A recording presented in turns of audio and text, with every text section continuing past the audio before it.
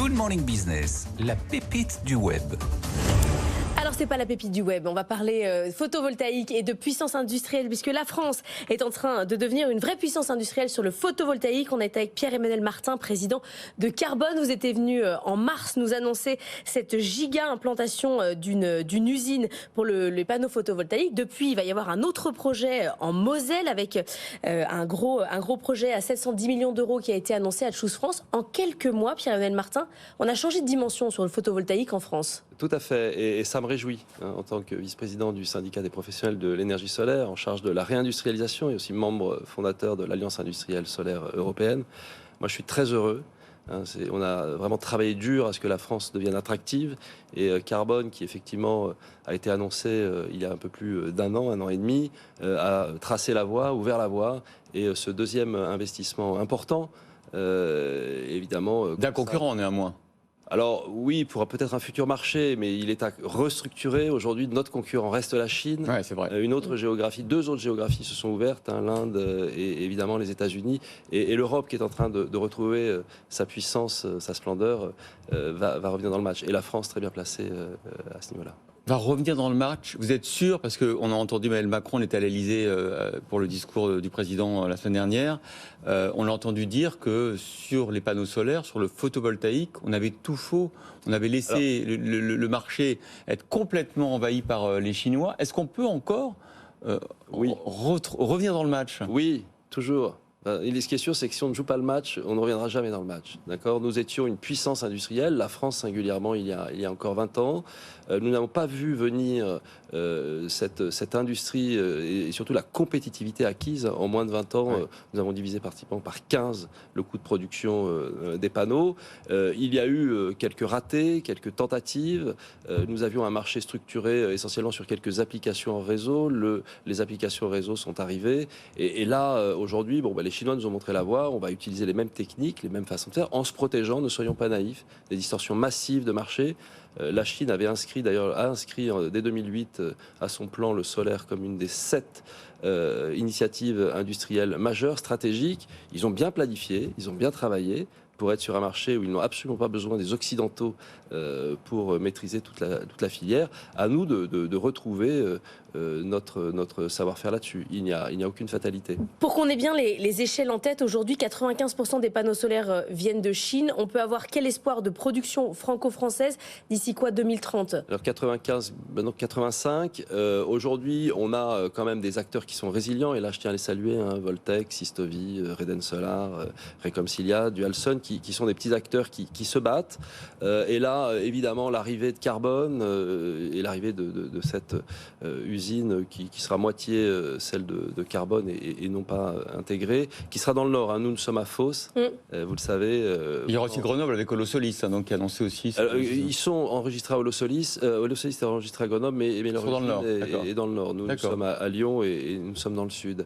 Voilà, c'est la région Auvergne-Rhône-Alpes qui est aussi un des foyers du solaire. Mais donc, grâce à tout ça, d'ici 2030, on peut espérer avoir une production je pense que nous aurons un marché qui couvre les besoins. Tout à fait, une production française qui couvre les besoins, qui répond à des attentes très fortes de certains segments de marché dès à présent, où sans mécanisme de défense, on va le résidentiel, le CNI, enfin les commerciales, les toitures commerciales et industrielles. On rencontre beaucoup de succès aujourd'hui chez des industriels qui pour limiter leur facture énergétique, mettent beaucoup de solaire et veulent du français, et ça c'est déjà bien, sans mesure de défense. L'Europe est en train de poser quelques jalons, et évidemment, pour la déclinaison française, c'est la loi d'industrie verte qui aujourd'hui est à l'examen, va passer à l'examen, et qui évidemment pose un certain nombre de points forts pour défendre notre industrie. Vous allez notamment bénéficier, dans cette loi énergie verte, il y a le fameux crédit impôt recherche, innovation, vert.